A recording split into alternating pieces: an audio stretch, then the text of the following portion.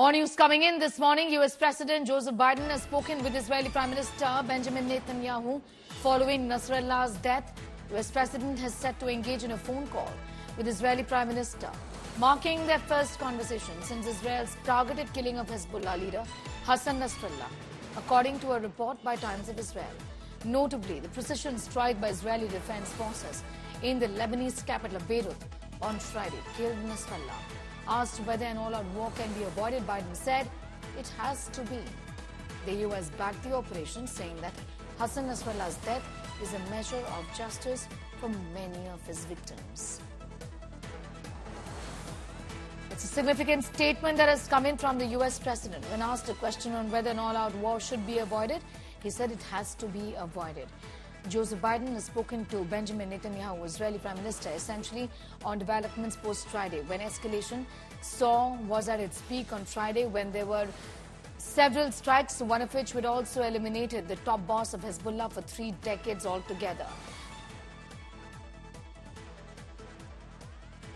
Biden has spoken to Benjamin Netanyahu after the death of Nasrallah, after he was killed in airstrikes by Israel. What next as far as US's involvement in all of this is concerned? Will restraint be exercised? It does seem, given the kind of statement that has been made by US President Joseph Biden. Geeta continues to be with us.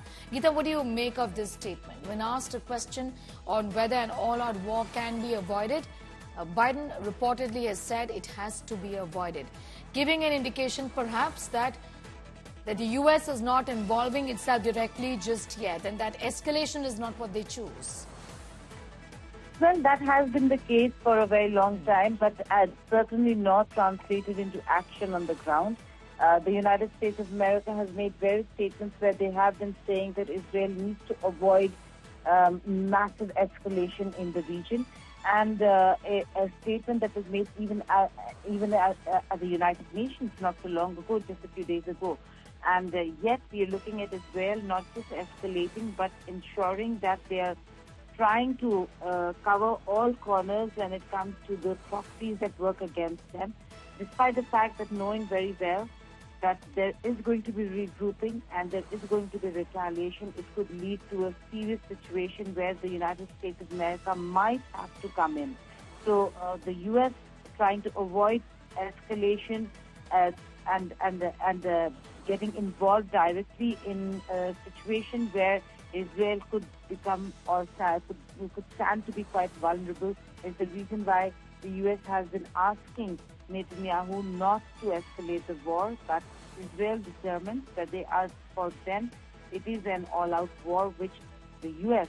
is now trying to avoid. Biden, according to reports, when asked about whether an all-out war can be avoided, he said it has to be. So we'll have to wait and see whether Netanyahu is going to listen to Biden or not. Remember, Sneha, Biden right now is lame duck president. There is not very much that can be done with a man who's not going to be in power in a few months' time.